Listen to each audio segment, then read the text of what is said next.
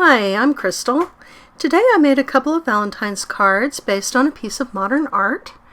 I really love how these turned out, and the cards are based on this sculpture by Robert Indiana.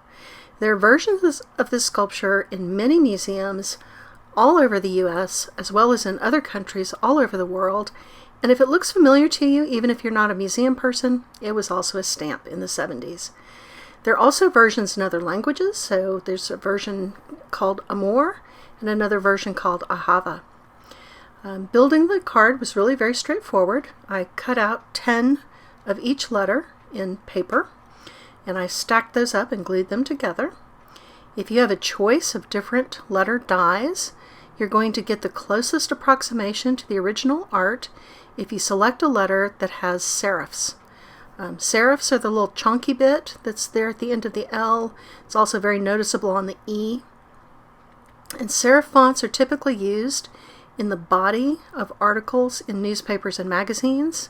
It's thought to be easier to read, although recent research suggests that that is not the case if one is dyslexic. It turns out that people who have trouble processing the written word do better with sans serif fonts. You can see a sans serif font in the description box below. That's what YouTube uses. I was interested when I was reading up about the piece of art to learn that it was not originally a sculpture. It was originally a Christmas card. And I think the sentiment is really very perfect for a Christmas card. Love is the message of Christmas, after all.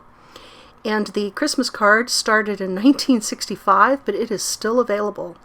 So the museum that holds the earliest sculpture is in Indianapolis. They still sell the Christmas card, and if you want to take a look at it, I will drop a link in the description box below. So the process of stacking up the letters did take about 45 minutes, and of course you could shorten that process if you made some of the lower layers from something thicker like foam or chipboard instead of from paper. Paper is what I had to hand, and I don't mind this process. So I used 10 layers of paper. Now I should have cut out 11 layers of paper because when I coated the sides of the letter I made a right mess of it, but next time I'll learn to plan ahead. Or you can learn from my mistake. So once I got all of the letters stacked together, I set all of that aside to dry, and I set to making the backgrounds. So I decided the background should be the blue and green that you see in some of the sculpture versions. And I started out with a little acrylic paint swiping. Very easy process, very quick, dries quickly. I like acrylic paint swiping. But I wasn't positive when I got those done that that was really what I wanted. So I also did a little direct to paper with some oxide ink pads. It took me a couple of tries to make sure I got the right colors. But I tried those oxide inks as well. And then I set the oxide ink aside so that it would be really, really dry. And I went to the next step, and in the next step I painted the edges of the letters. That took about an hour. It was much harder than I anticipated. Did a little white paint and then a little gold paint, and I really made a mess of the tops. So that's why I needed one more layer of paper. Once I got all the elements done, I did go ahead and run some paper through an embossing folder, and then took a real look at my backgrounds, and that's when I decided that that Distress Oxide ink panel was the way to go. Since the Distress Oxide ink is water reactive, I was a little reluctant to use glue.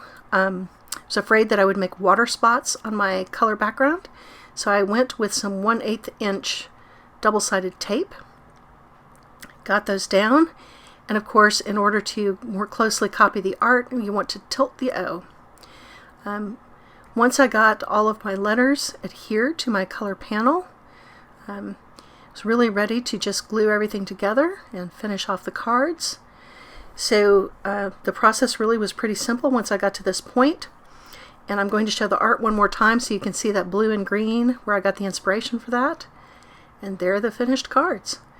So I thought this was a lot of fun. I think it makes a perfect masculine Valentine, and I thank you for joining me today.